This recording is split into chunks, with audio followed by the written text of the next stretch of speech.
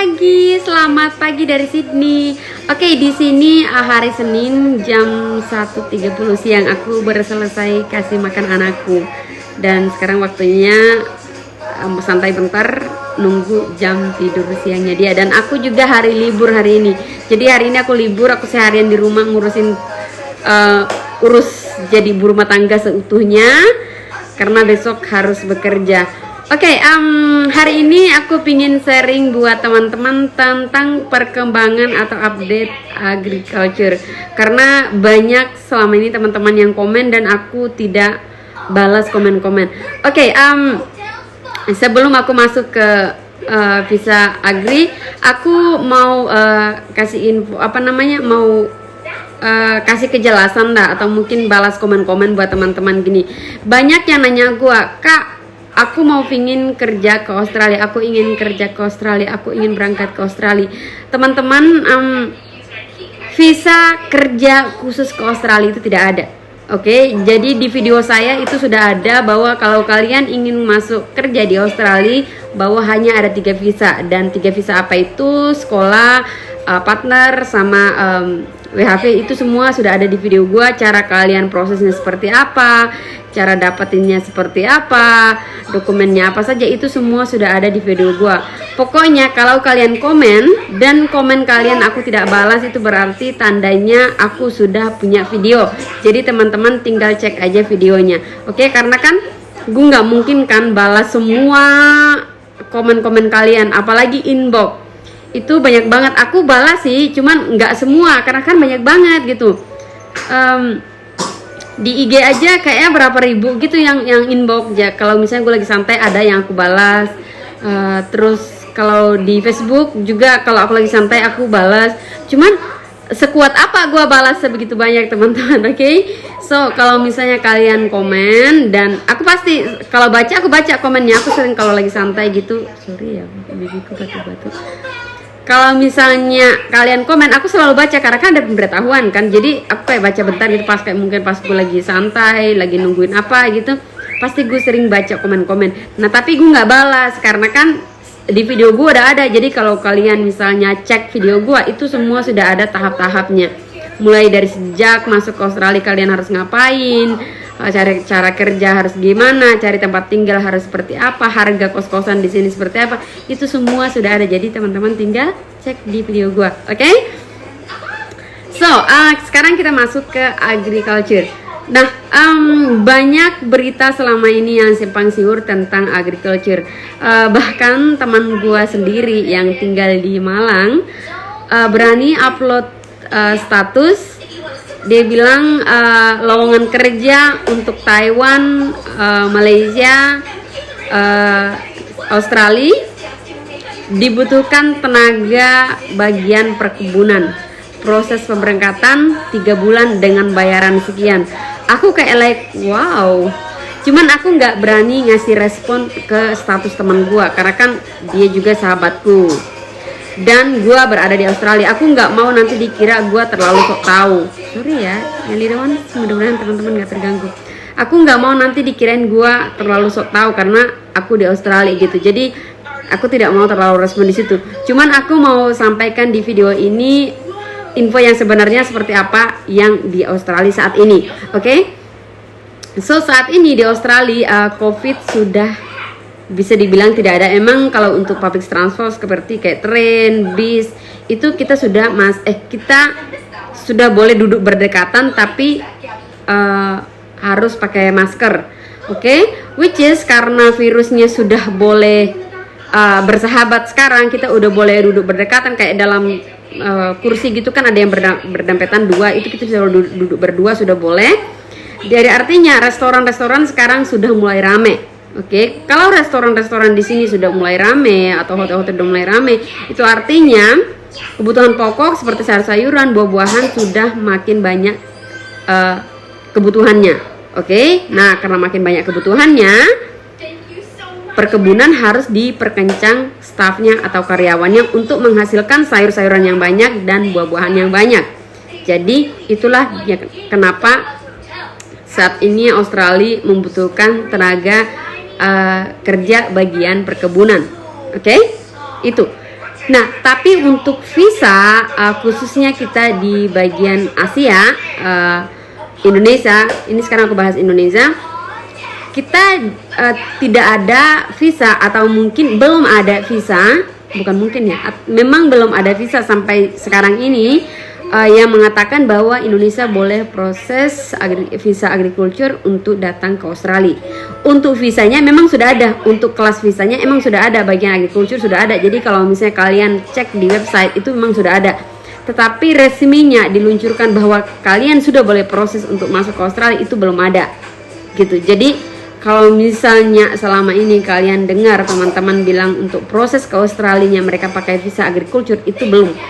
Tapi mungkin ada orang yang datang dari Indonesia bekerja di bagian perkebunan, ya ada, tapi itu dia tidak pakai visa agriculture karena memang belum diluncurkan. Jadi dia mau lewat apa coba?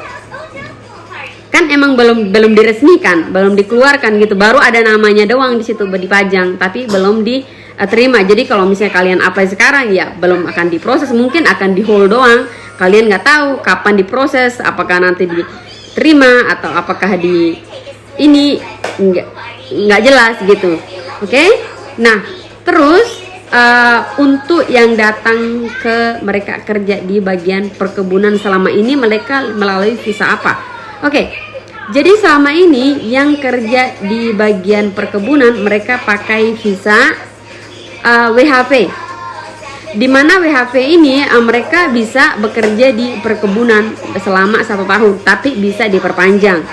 Oke? Dan biasanya kalau mereka udah perpanjang, mereka akan pindah di visa student, dan disitulah mereka bisa bekerja di bagian perkebunan.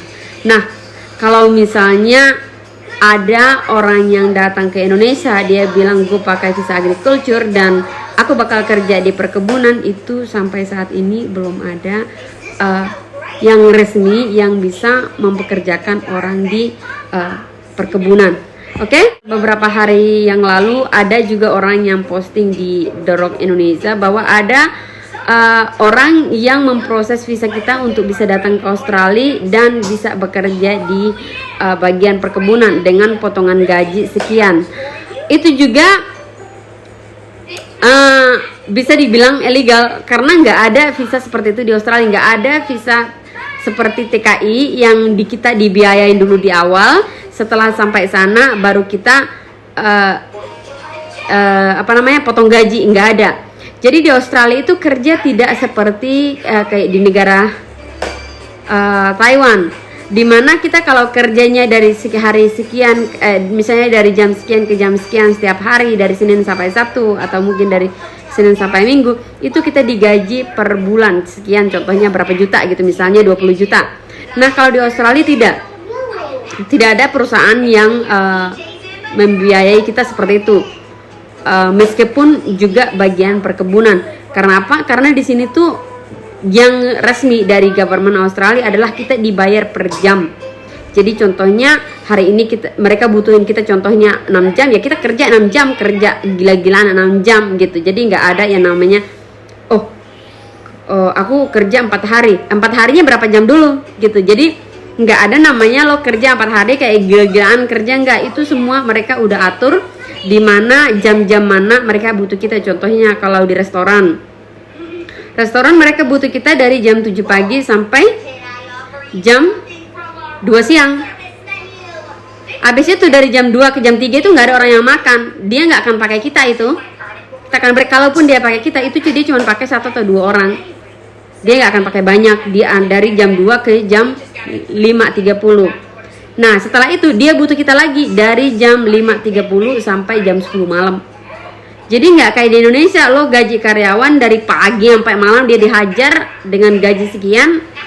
Nggak kayak gitu. Kalau di sini tuh dia hanya butuh kita memang di peak time atau di waktu-waktu sibuk. Jadi di waktu tidak sibuk dia tidak akan butuh kita. Begitupun juga di bagian perkebunan. Jadi kalau misalnya bagian petik apel, ya dia hanya butuh lo pas apelnya berbuah gitu. Dia tidak akan butuh lo apel di saat apel berbunga, Jadi karena tugas petik apel gitu. Nah kalau misalnya untuk kayak gembur dia atau apa itu beda lagi staffnya gitu. Jadi dia nggak butuh lo dari awal tanam itu tanaman, misalnya tomat dari awal tanam Enggak, dia hanya butuh kita di waktu memang yang benar kita bisa kerjakan. Kalau misalnya bagian tanah mungkin dia udah ada yang profesional, karena di sini juga rata-rata pakai mesin kan. Jadi nggak ada kayak di Indonesia kita kayak di kampung gua harus gembur tuh tai kuda, tai kerbau dicampur gitu kan, terus disiram air, habis itu taruh anakan tomatnya, habis itu disiram lagi, diisiin pupuk. Kalau di perkebunan Australia itu kebunnya udah bukan cuman kayak 1 hektar, itu 3, 4, 5 hektar, jadi udah kayak lapangan lebih dari lapangan bola. Jadi itu tidak bisa kayak pakai manusia aja. Memang sih ada manusia yang pakai, tapi bisa cuman kayak manusia untuk mengatur mesin doang, semua serba mesin. Oke? Nah, tapi kalau petik mereka pakai manusia. Karena kan harus hati-hati kan, harus dipungut, apalagi kalau blueberry harus kayak benar-benar pungut. Terus kayak raspberry, terus kayak strawberry itu kayak ya nggak bisa dipakai mesin, karena kalau pakai mesin kan bunga-bunganya akan rontok semua dan tidak menghasilkan buah berikutnya. Oke, itu kira-kira cerita tentang agriculture. Nah, terus kembali tadi ke ini visa, bahwa dijanjikan akan datang ke Australia dalam proses 3 bulan. Sampai sekarang juga nggak ada visa seperti itu, teman-teman. Jadi intinya adalah nggak ada visa agriculture sekarang yang diproses untuk datang ke Australia. That's it. Jadi kalau misalnya ada teman kalian yang datang ke Australia, itu mungkin dia punya visa tapi bukan visa agriculture, bisa aja mungkin visa kerja, visa sekolah, mungkin WHV, atau mungkin working holiday, atau mungkin visa liburan gitu. Dan itu hati-hati, karena semua visa yang masuk ke Australia tidak semua juga bisa pakai kerja. Jadi ada beberapa visa yang bisa dipakai kerja dan ada yang tidak bisa dipakai kerja. Contohnya kayak visa liburan, kalian tidak boleh pakai kerja di Australia karena itu illegal. Kalau sampai kalian ketahuan, dan itu resikonya penjara. Nah, udah penjara, semua aset disita lagi coba. Jadi kalau misalnya kalian di sini kerja kan pakai visa liburan, semua uang yang ada rekening kalian diambil, terus penjara lagi. Jadi kan orang bilang udah jatuh ketimpa tangga pula. So jangan sampailah kalian masuk dalam kategori seperti itu. Hati-hati, oke? So itu dia yang aku bisa sharing buat teman-teman. Selamat pagi dari Sydney, bye bye.